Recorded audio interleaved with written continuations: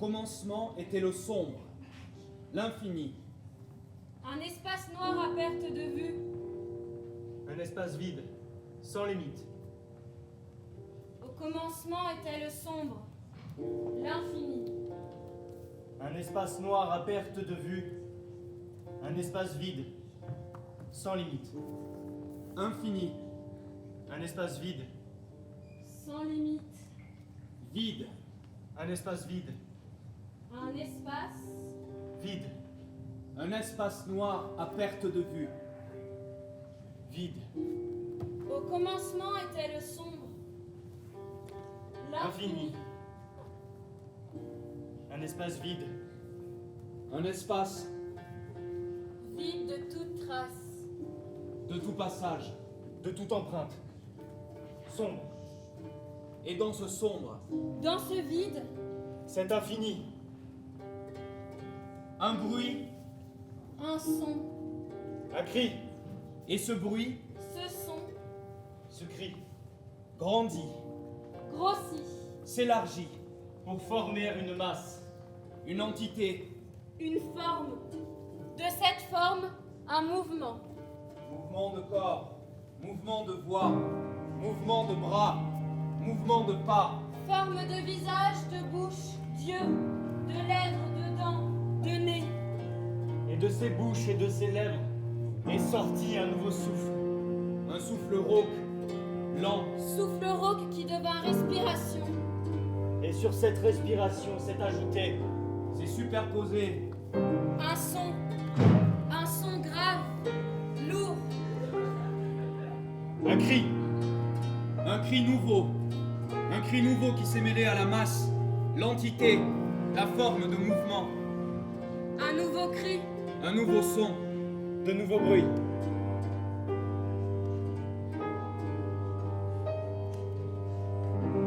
et de cette immensité de bruit, De sons, de cris, la forme composée de mouvements s'est mise en marche, articulée de toutes parts, portée d'un élan de dire, de faire.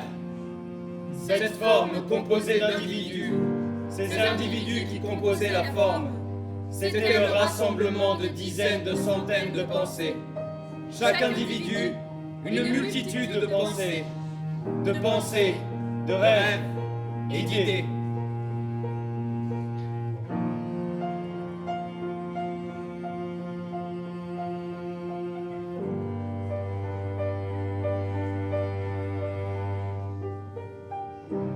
Les dizaines de centaines de pensées se sont avancées. Mouvement de corps, mouvement de voix, mouvement de bras, mouvement de pas. Et la poussière se soulevait à chacun de ses pas. Et le son résonnait à chacun de ses pas. À l'unisson et d'un même élan.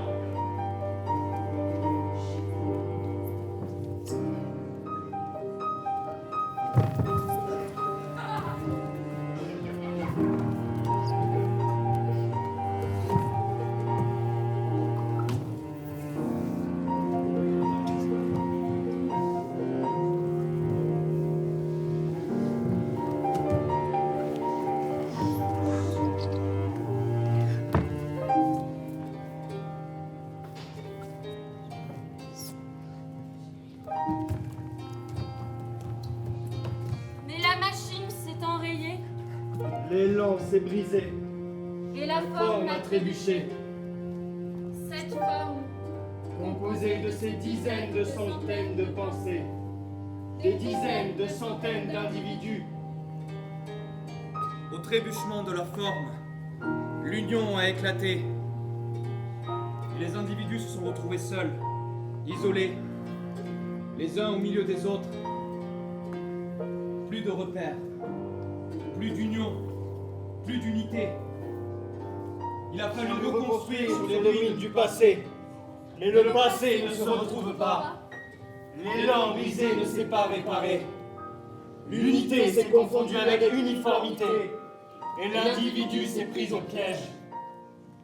Et pourtant, de ce carcan, une voix, un cri, un bras, trouve la force de s'élever vers le ciel pour trouver une place dans ce monde-là.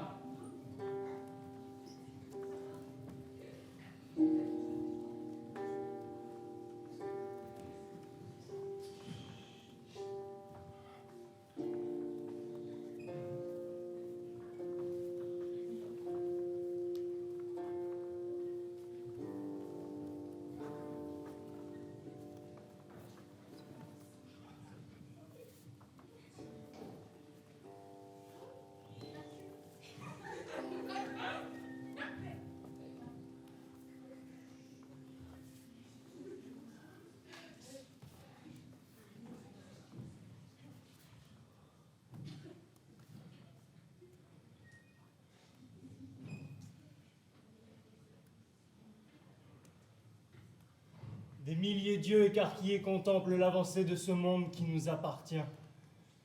Marionnettes au fil coupé. Joyeux cauchemar. Pantins désarticulés orchestrés par la masse. Ceux qui veulent décider pour nous.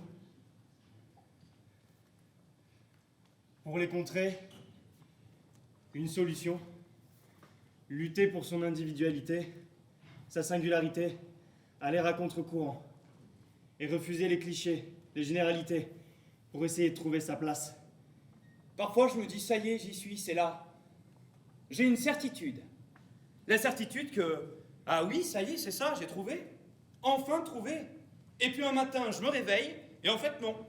Ce qui me révolte dans nos quotidiens, c'est que j'ai l'impression que tout est accepté, vendu, plié. Plus aucune raison de contester, de revendiquer ou même de discuter. Comme s'il était acté qu'une partie de la population décidait pour les autres et que c'était d'accord. La certitude est partie et c'est de nouveau le néant. Le retour des questionnements interminables sur ma place dans ce monde et le sens de mon existence. Qu'est-ce que je vais faire plus tard? Qu'est-ce que je vais faire de ma vie? Vous avez déjà remarqué à quel point le regard des autres est devenu important dans nos vies? Primordial presque. Ne pas faire de vagues, ne pas dépasser, avoir le même avis que ses amis. Ou alors, des avis qui rentrent dans des cases à cocher. Toujours bien faire, dire des choses intelligentes. Faire preuve de culture et d'un sens d'analyse poussé afin d'émettre un avis réfléchi et constructif. Et surtout, avoir un avis, une opinion sur chaque sujet. Tu n'as jamais ressenti le jugement d'autrui quand tu réponds « je ne sais pas » ou « je n'ai pas d'opinion ». Mais franchement, le nombre de fois où en soirée je me suis tue pour ne pas me faire remarquer, alors que j'étais clairement en désaccord avec ce qu'il se racontait. Mais pour ne pas faire tâche, je dis rien, je me tais, par peur d'essayer d'exprimer une idée ou un avis, sans arriver à soumettre les bons arguments. Et qu'on se moque de moi, qu'on me trouve bête, esprit facile, alors que j'en ai marre de me taire, de courber les chines pour pas faire de vagues au milieu des autres. C'est aussi comme ça qu'on apprend, non? Est-ce que je devrais tout savoir? Est-ce que ce serait vraiment une preuve d'intelligence? Est-ce qu'on doit forcément avoir un chemin tracé plein de certitudes? Est-ce que le doute rend faible? Parfois, je marche dans la rue et je tombe sur une publicité pour de super fesses moulées. Alors, je m'arrête, je me dis ah tiens, mais quel est cet abonnement sportif? Ou ce nouveau médicament qui propose un modelage si rebondi du fessier? Et après, je me rends compte que c'est une pub pour un jean. Et toutes ces questions tournent en boucle dans ma tête. Et je tente de trouver des réponses, mais je n'en ai pas, depuis que j'ai 20 ans. Avant, je ne me sentais pas vraiment concerné. Le collège, le lycée, ça générait d'autres problèmes, d'autres interrogations. Même après le bac, j'ai choisi des études un peu par défaut sans vraiment me poser la question. Mais plus je grandis, et plus j'ai l'impression de m'enfoncer dans un tunnel sans fond, avec de plus en plus de questions et de moins en moins de réponses. En grandissant, j'ai découvert le doute. Le doute profond, ancré. Celui qui vient te réveiller le matin et qui te dit « Est-ce que tu es sûr d'être au bon endroit ?» Qu'est-ce que tu veux répondre à ça? Mais quel genre de pub est fait d'une telle façon à ce que je ne vois pas le jean, mais les fesses dans le jean? C'est impossible en voyant cette pub de se dire oh mais quel super jean, il a l'air si confortable. Le seul truc qu'on voit, ce sont les fesses dans le jean. Et je sais même pas si on peut parler des fesses du mannequin ou du mannequin en soi, parce que du mannequin, on ne voit ni le visage, ni les yeux, ni les mains. Juste les fesses dans le jean. Ce genre de pub, à tous les coups, c'est un comité masculin qui en a décidé.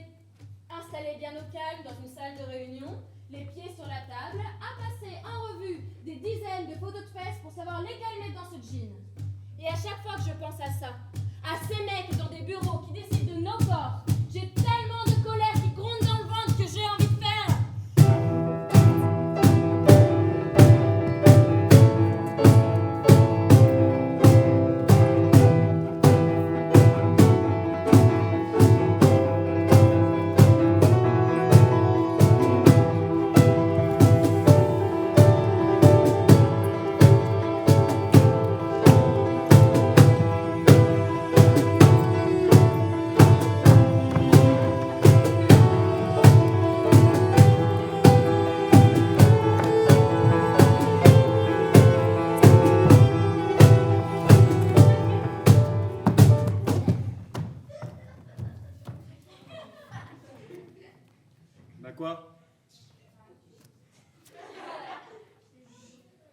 On sait pas que nous aussi on a envie de danser?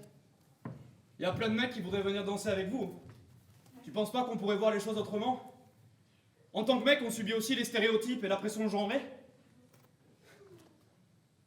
Il y a aussi plein de pubs de fessiers de mecs aussi dans la rue.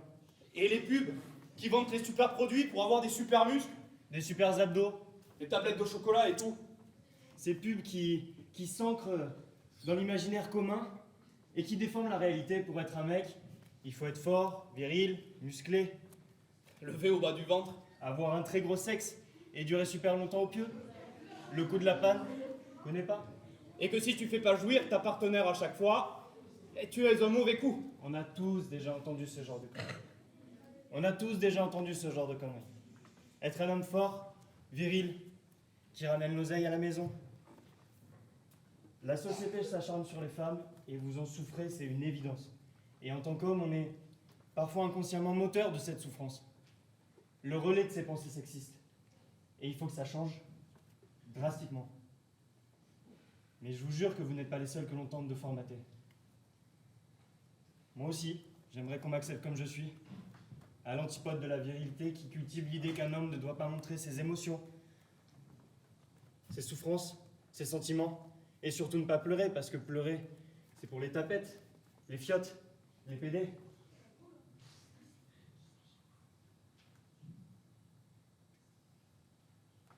En grandissant, j'ai découvert que mes envies étaient différentes de celles des autres garçons, de celles de mes potes déjà, différentes, comme si personne d'autre ne les avait. Donc j'ai rien dit. J'ai beaucoup fait semblant, par peur d'être considéré différemment au sein du groupe, considéré différent du groupe avant de ne plus être considéré, et de me retrouver seul, isolé, au milieu des autres. Donc j'ai rien dit. J'ai continué à vivre en ignorant cette partie de moi, en espérant qu'après la puberté ça changerait. Et puis j'ai fini par comprendre que je ne rentrerais pas dans les schémas sociaux traditionnels, que les schémas des séries télé, des contes de fées, des textes sacrés, c'était pas pour moi, j'y avais pas accès. C'était dur. Ce qui était dur à encaisser, c'était pas tant le fait que mes sentiments ne collent pas au schéma, c'était plutôt qu'il y avait un schéma et que je ne rentrais pas dedans. Comme s'il n'y avait pas de schéma pour moi, comme si je n'avais pas de schéma du tout. Et mon entourage, mes amis, ma famille, tous mes proches refusaient de voir cette différence. Comme pour me garder à l'intérieur de ce schéma. Alors que j'avais besoin d'exprimer cette différence, d'affirmer cette différence. Juste pour trouver ma place, j'ai dû me battre. J'ai dû me battre pour accepter cette différence, j'ai dû me battre pour faire accepter aux autres cette différence. J'ai dû me battre pour ceux qui n'ont pas compris, je suis pédé.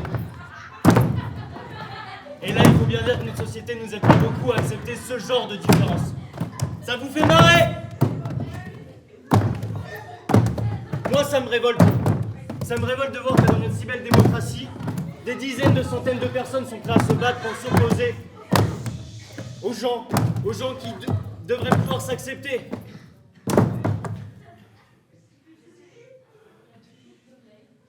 On veut seulement avoir des droits comme les autres, qui ne devraient pas être discutés ou simplement controversés.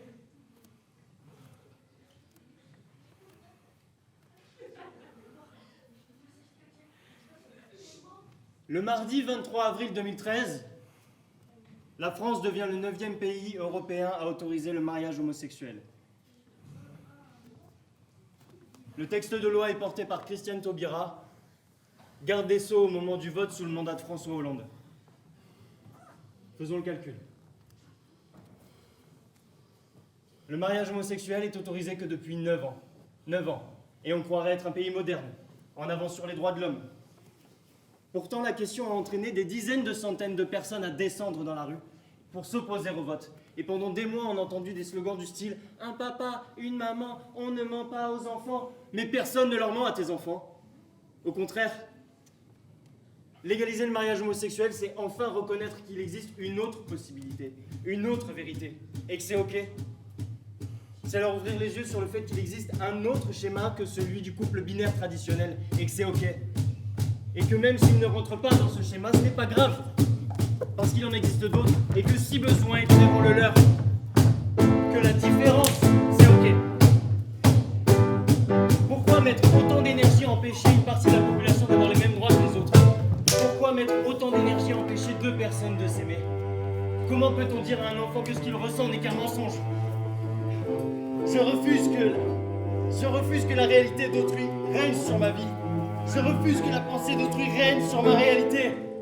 Je refuse. Je refuse.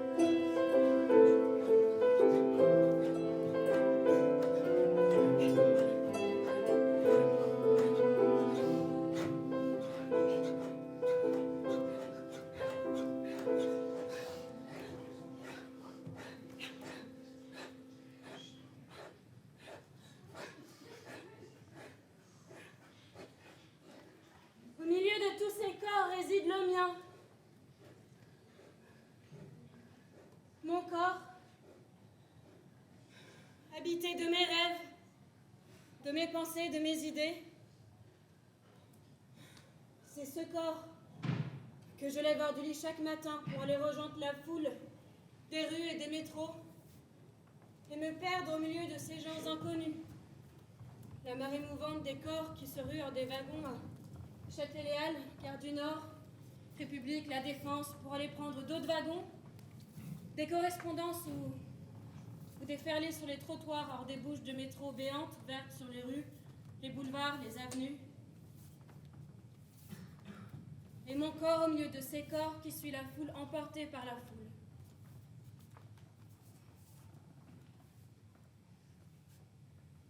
Parfois, j'ai l'impression qu'il ne m'appartient plus, ce corps. Que les pensées et les idées qui l'habitent sont bien les miennes, mais qu'elles ont élu domicile dans une enveloppe qui n'était pas à moi. Se produit alors un phénomène étrange, mais par moments, alors que je suis plutôt en accord avec la personne que je suis, même s'il y a des hauts et des bas, c'est normal. Alors que je suis plutôt en accord avec moi-même, je me surprends à détester mon corps, à haïr mon corps. Alors que le pauvre, il n'a rien demandé, il est juste là à me contenir. Mais rien n'y fait. Alors je me suis penchée sur la question, je me suis posée pour étudier le problème. Et avec le temps, je me suis rendu compte que si je détestais mon corps, c'est parce que je ne le retrouvais pas dans les critères de beauté décidés par la société. Je me trouvais trop maigre. Pas assez de forme, pas assez de poitrine. Pas comme les fesses moulées dans le jean de tout à l'heure. Bien rebondi, à la bonne taille, juste ce qu'il faut, là. Mais déjà, pourquoi est-ce que la majeure partie du temps, quand on parle d'une femme, il y a toujours un moment où la conversation dérive sur son physique ou sur ce qu'elle dégage? Et pourquoi l'analyse qui en découle diffère en fonction des genres? Femmes, hommes.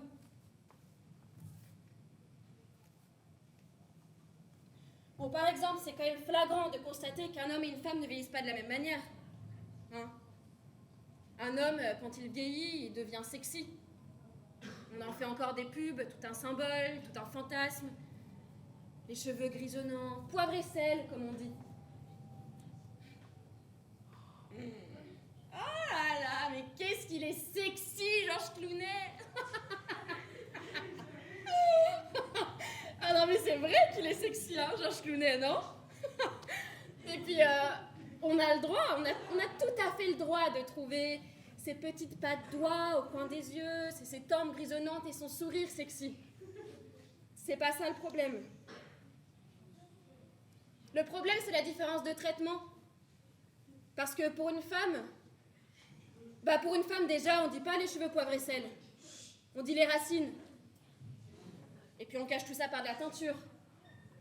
Et puis on dit aussi, elle est très belle cette femme, virgule, pour son âge. Pour son âge. Et on pourrait pas juste dire, elle est très belle cette femme? Sans virgule pour son âge, sans précision même sur son âge? Bah non, visiblement on peut pas. On nous vend à foison des crèmes anti-âge, anti-vergeture, anti-cellulite, parce qu'il faut surtout pas montrer le corps d'une femme au naturel passé 40 ans. Il faut pas montrer ce corps, cette peau qui se plisse, qui devient moins ferme, parce que c'est laid, moche, déplaisant le corps d'une femme qui vit. Et on est tellement réduite à nos physiques, exposées dans les pubs, dans les magazines, dans les schémas. On est tellement réduite à ça, gommer toutes les imperfections, les poils sur les jambes, le gras des bras, la cellulite. On est tellement enfermé là-dedans qu'il n'y a plus que ça.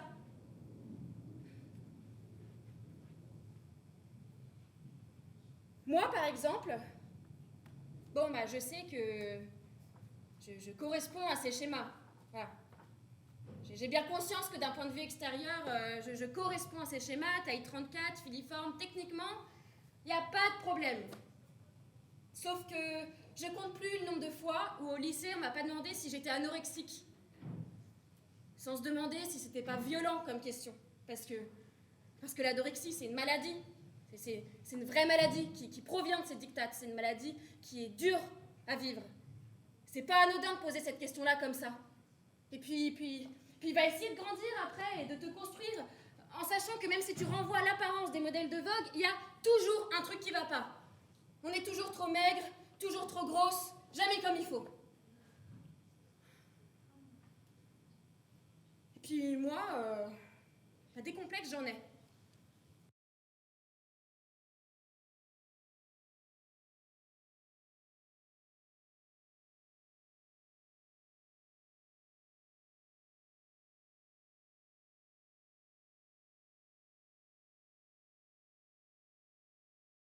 Voilà, alors, ça va peut-être vous paraître con, mais moi je trouve que j'ai un petit ventre. Alors là, vous allez regarder mon ventre, tous, et puis vous allez vous dire, qu'est-ce qu'elle raconte, celle-là, elle est toute mince. Puis vous allez lever les yeux au ciel, et voilà. Puis je sais très bien aussi quand j'ai dit que si je détestais mon corps, c'est parce que je le retrouvais pas dans les critères de beauté décidés par la société, je sais que ça vous a peut-être énervé. Sauf que ce petit ventre que je suis peut-être la seule à remarquer, il est bien présent pour moi et il me complexe. Voilà. Alors, ça serait tellement plus simple si tout était aussi lisse que sur les photos de papier glacé des magazines de mode, mais non, je suis vivante et je complexe. Alors, avec les années, j'ai appris à m'aimer un peu plus, hein, à accepter ou plutôt à cohabiter avec ce corps. Une sorte de colocation basée sur la bonne entente du « ne te fais pas trop remarquer et tout ira bien ».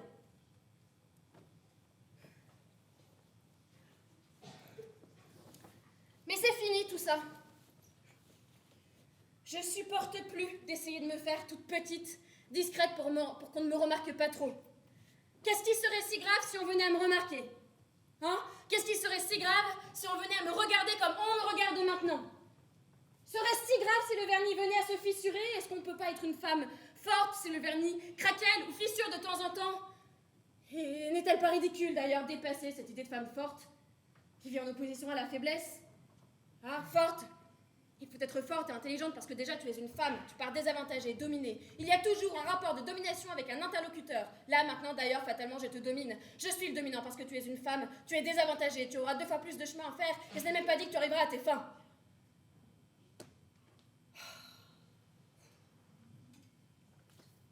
C'est un homme, un jour, qui m'a dit ça à un rendez-vous de travail. Ouais. Et que j'étais actuellement au meilleur de mes capacités intellectuelles et que je devais en profiter pour faire des choses maintenant avant que ça ne retombe. Comme si mes capacités allaient diminuer, non pas parce que j'allais vieillir, mais parce que j'étais une femme qui allait vieillir. Nuance. À l'intérieur de moi, ça hurlait et ça frappait dans tous les sens, mais j'ai rien dit. Je me suis contentée de hausser le sourcil droit et de sourire calmement, les jambes croisées dans mon siège, parce que je pensais pas qu'il fallait hurler pour être entendu. À l'époque, on n'en parlait pas, on pensait que c'était comme ça et que ça changerait pas. Alors personne n'osait parler et on laissait faire. Mais maintenant, je l'ouvre. Et tant pis si je me fais traiter d'hystérique par certains, parce que c'est tellement facile d'utiliser ce mot, hein, on l'utilise à tout bout de champ, on sait même plus ce qu'il veut vraiment dire. Merci Freud. Voilà, maintenant je l'ouvre parce que j'enrage. J'enrage de vivre dans un monde dans lequel le patriarcat domine encore et toujours, malgré les avancées. J'enrage de subir la pression patriarcale qui tente de décider pour moi. J'enrage de vivre dans un monde dans lequel le corps des femmes est enfermé dans un modèle de corps dont on doit toutes répondre. Enfermé dans les stéréotypes et jugé sur nos physiques. Mais surtout, j'enrage du clivage qui se dessine entre les hommes et les femmes à cause de ces schémas. Parce que ce sont eux qui creusent le gouffre qui se crée entre nous. Moi, j'arrive pas à me retrouver dans ces schémas. J'ai l'impression de pas rentrer dans les cases. J'arrive pas à nous trouver à mon corps et à moi une place dans ce monde-là. Et j'ai envie de me révolter avec la terre entière pour défendre que si on peut sortir des schémas traditionnels et défendre notre propre place dans un monde qu'on choisirait sans stéréotype de genre. Ceux et celles qui peut le faire dans les salles des magazines On peut sortir de ces schémas, moi j'arrive pas à me retrouver, je suis sûre que vous n'arrivez pas à vous dire que ceux et celles qui règnent dans les salles des magazines qui sont là pour choisir des schémas, pas attention de l'enfant, de la patriarcat, ceux et celles qui règnent dans les salles des magazines qui sont là pour choisir des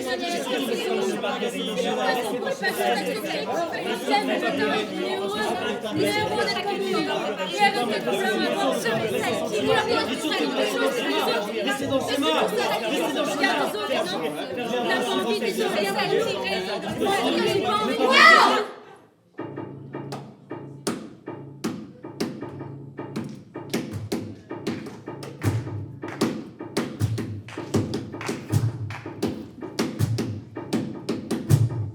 Moi aussi j'aimerais pouvoir faire ça, dire ça.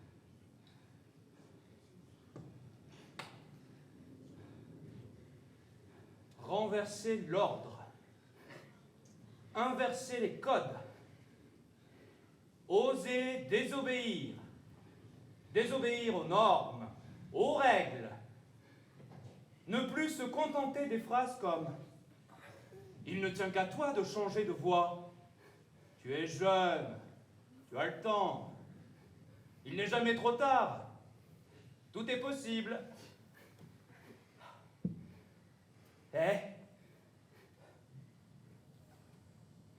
Si notre projet, notre utopie, c'était de gommer la frontière entre les genres, tu imagines? Si on n'était en fait que des êtres humains à part entière, reste notre sexe, notre poids, notre taille, notre physique, si on existait à travers nos idées, nos pensées, nos rêves, nos désirs, nos craintes, nos cauchemars, et pas à travers l'image que la société conçoit de nous. Parfois, de plus en plus souvent, je me demande pourquoi. Pourquoi ces déchirements intérieurs? Pourquoi cette absence de confiance en nous? Cette peur de l'avenir et l'omniprésence du doute? Pourquoi l'absence de tolérance et d'acceptation?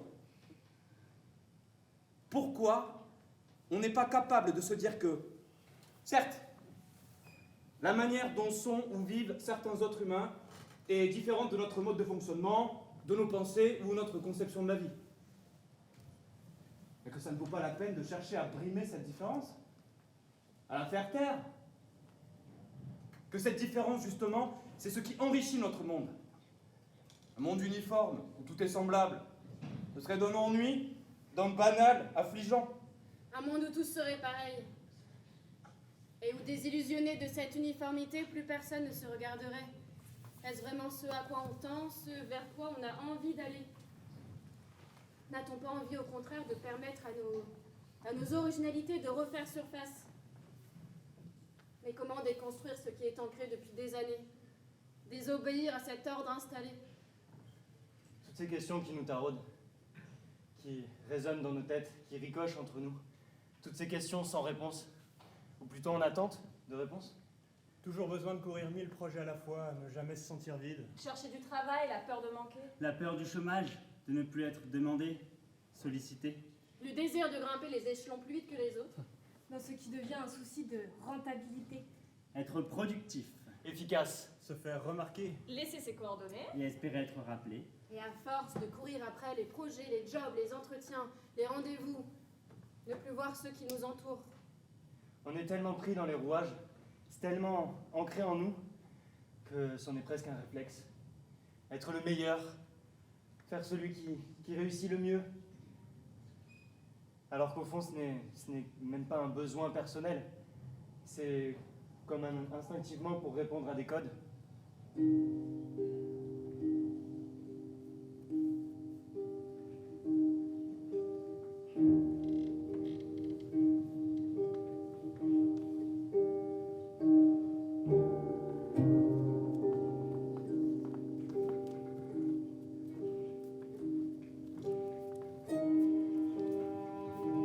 Dans ce monde si imparfait, si brusque, et parfois si dénué de sens, il est une chose qui pourtant vient adoucir le quotidien, aussi naïve et commune puisse-t-elle être.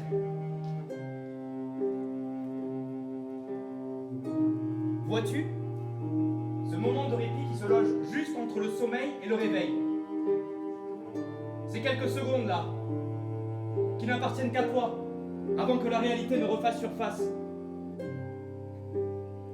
Ces quelques secondes, bien souvent on voudrait qu'elles durent un peu plus pour rester dans la douce torpeur de l'insouciance. Mais il est une chose, une seule chose qui me pousse à quitter cet état.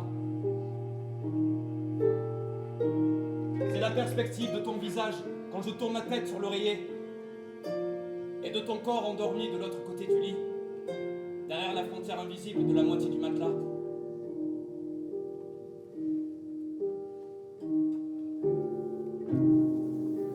La première fois que je t'ai rencontré, j'ai su tout de suite que tu me plaisais. J'aimais ta manière de voir, de penser le monde, si loin de ces stéréotypes. Et au fil des semaines, j'ai senti que je tombais amoureux. Et va savoir pourquoi, alors que ce sentiment si rare s'installait dans moi. J'ai eu hyper peur. Mais la panique totale. J'ai failli t'appeler pour te dire qu'on allait tout arrêter. Heureusement que je ne l'ai pas fait.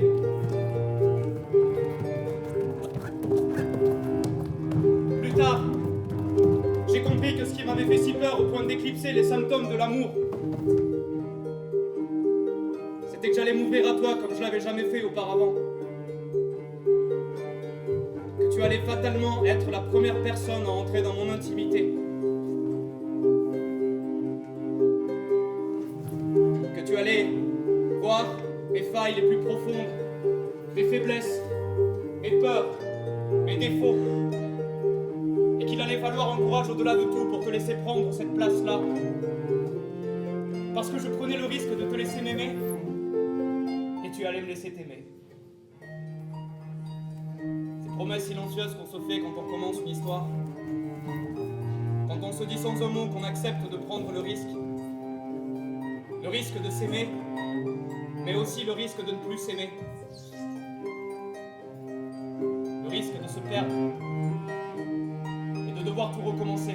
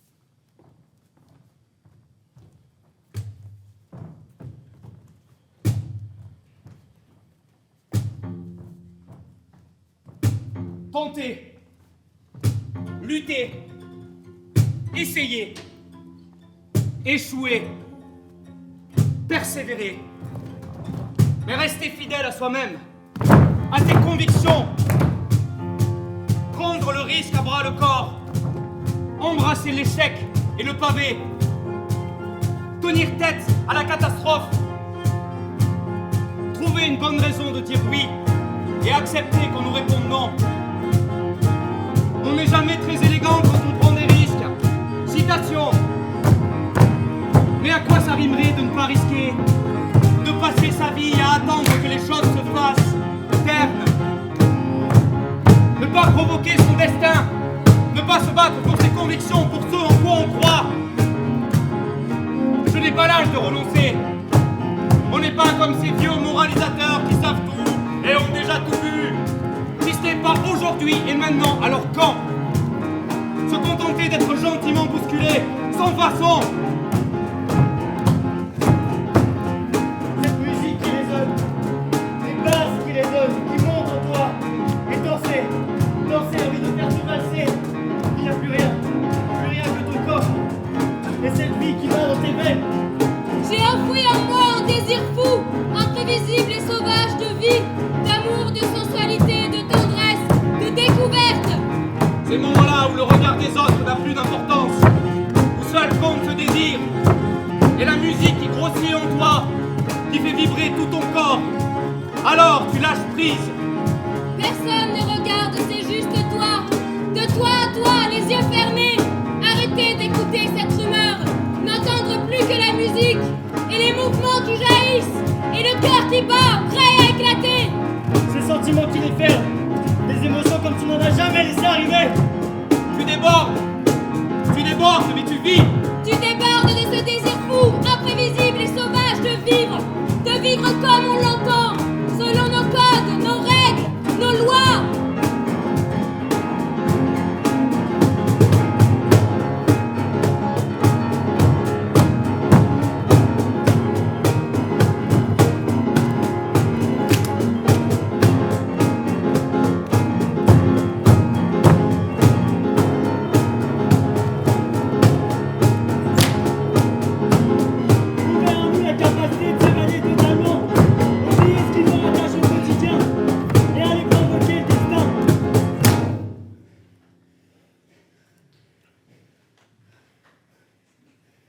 Tu te souviens quand on était gamin?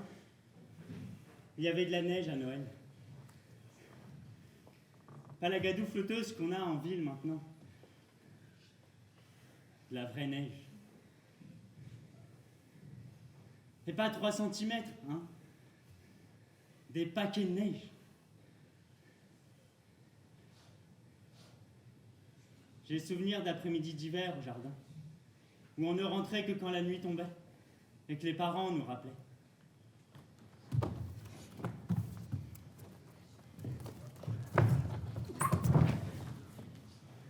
Alors on rentrait les joues rougies, les vêtements trempés et les doigts glacés. J'étais engourdi, rouge, mais je m'en foutais. On s'en foutait. C'était pas ça qui comptait, qui était important.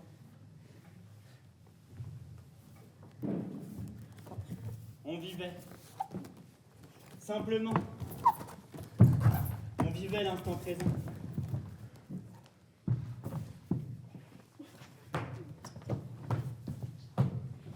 La seule chose qui comptait dans ces moments-là, c'était la neige et l'euphorie que ça déclenchait. C'était simple. Si simple.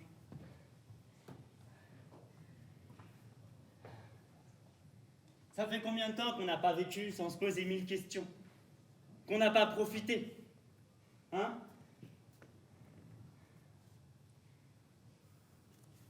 C'est ça, devenir adulte? Ça devient dangereux de se demander de plus en plus jeune si c'était mieux avant. Mais avec, on aura la rage de faire que ce sera mieux après.